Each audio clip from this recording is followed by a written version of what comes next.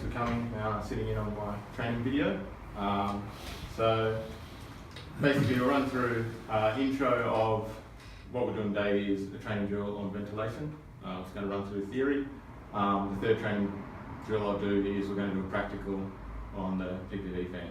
So this is just your general theory of it, and then we'll run through it later. So quick intro is that. You guys are all based here, so we're not offline. If you get a job, exit down the stairs. 15-20 minute training video, roughly. If you need to use the bathroom, just around the corner there, but obviously, yeah, we're here for 15-20 minutes.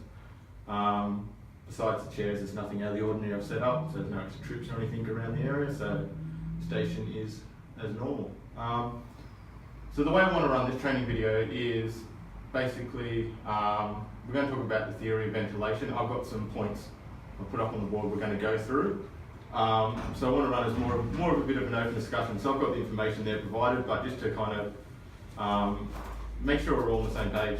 Like I found with the last kind of two jobs I've had with ventilation is, there's no wrong or right in kind of what we do. People aren't doing the wrong thing, but I just found the communication wasn't there.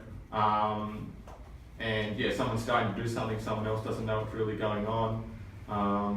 And obviously things work really well in fire brigade if everyone's on the same page and we know straight away what's going on. So yeah, the first thing we've got is basically, if any of you guys know, what is ventilation? What do you guys know of ventilation? The general meaning is basically it's the removal of heat and fire gases and introduction of fresh oxygen into a place. So basically, simple terms, that's what ventilation is. In the fire brigade, there's basically three forms of ventilation: self-ventilation, automatic ventilation, and the main one we use tactical ventilation. So with your self-ventilation, whether we're at a house fire and there's structural damage, roof collapses in, excessive heat, and you've got glass breaking and things like that. So that's self-ventilation, where we can't control it. It's already allowing the fire gases to escape. What about the weather?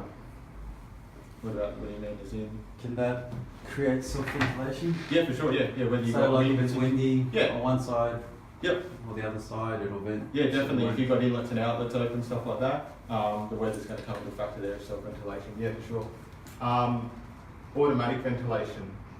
You guys know anything of what automatic ventilation is? Whether you've got buildings or factories, some of those have styles. Yeah? So automatic systems. Yeah. Switch Yeah. fanning, supplying. Exhaust fans or vent fire safety. exits. Yeah. Positive Yeah. pressure fire exits. Excellent. Beautiful. The big example is the one at the Olympic Park. Yep. That was created for self-ventilation, the big dome. Yeah. Yeah, not the Superdome. It's the other one, the smaller one.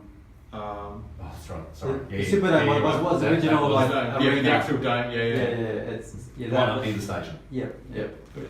That's Yeah, automatic. yeah, awesome, yeah.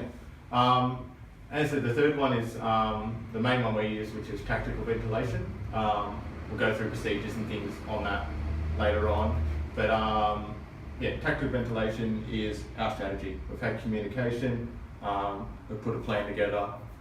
We're going to create an inlet here, create an outlet here. This is the setup and procedure. So that's the main one we use, and it's the best version of it because obviously it's planned. There's a process in place. People are aware of what's going on. We can control it to a degree. So as you mentioned before, the couple of jobs, you noticed there's a bit of confusion. That's under tactical ventilation is where the Correct. could be. Yeah. Could be So as I said, it's not a wrong and right way of doing it, but it's more of a as we'll go through, there's several ways of doing ventilation. So that's where the communication needs to come in because there's different procedures. Whether I don't know if he's running that style or he's running that style, what do I need to be doing? Yeah. And we'll touch on obviously that a little bit later. So the third point is there's two types of fire when relating to the fire triangle that we deal with. So the first one is the fuel controlled fire. So when you go off the fire triangle, you've got your fuel source, you've got oxygen, and you've got heat. So the definition of fuel controlled fire is you had a fuel in there, whether you've got timbers or material or something like that was burning, there was the flame, there was the heat in there, you had fresh oxygen, once in that room, once that fuel source is burnt out, there's nothing left in there. So that's a fuel control fire. Whether we've gone in and removed materials from there, whether it's liquids, whether it's timbers, things like that, the way of us controlling the fire is we've taken the fuel source out, there's nothing in there for it to burn anymore. The second one is the ventilation controlled fire. You guys have an understanding of what that is? You guys, anyone aware of how the ventilation controlled fire works?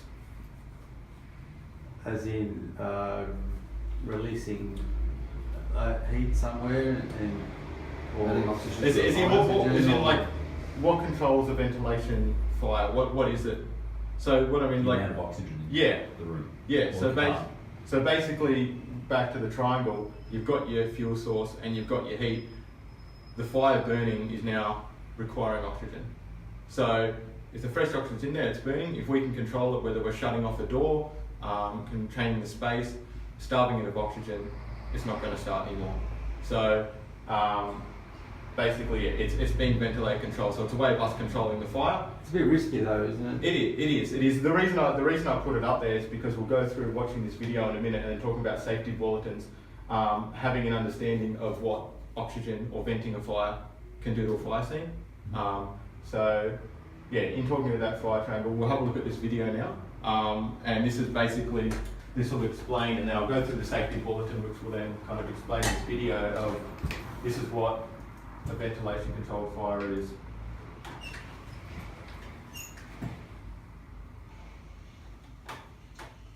So this is a training video done out at Londonderry. So they're in the compartment there, back of the container. They've got their timber boards up, and you've got your fire in the background.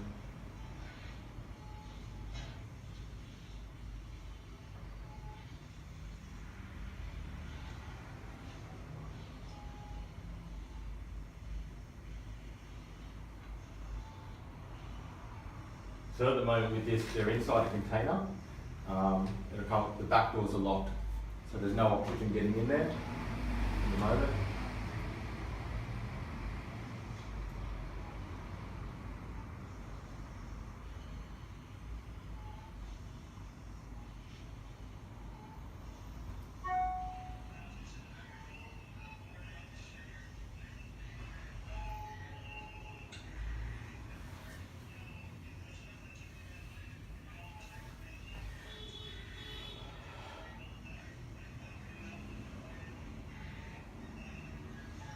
So you can see clearly the fire, where they've got a heat source, they've got the fuel, they've got the timber boards set up around the frame of the container, so they've got a fuel source to burn.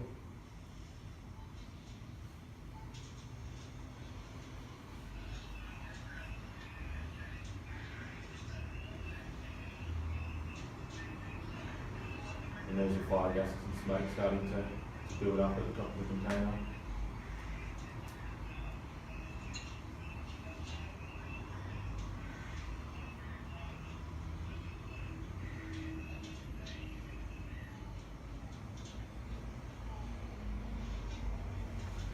So as you can see now, the fire's actually starting to shrink. It's looking for oxygen to keep it alight.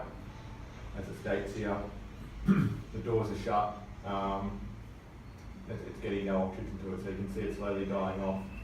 There's plenty of heat in there and plenty of fuel, but there's no oxygen.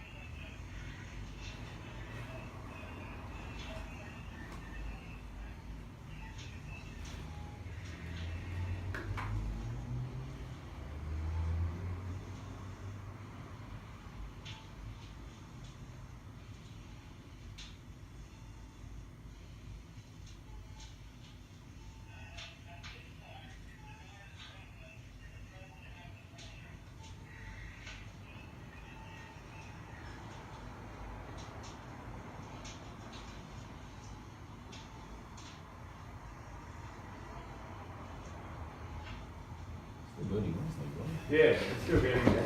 But as you guys know from experience from the game, obviously if there was fresh oxygen there, there'd be plenty of flames running through that fire gas. It would basically be a flash up in there and the whole place would be gone. But they're only a couple of metres back and they're safe from the fire at the moment because of control.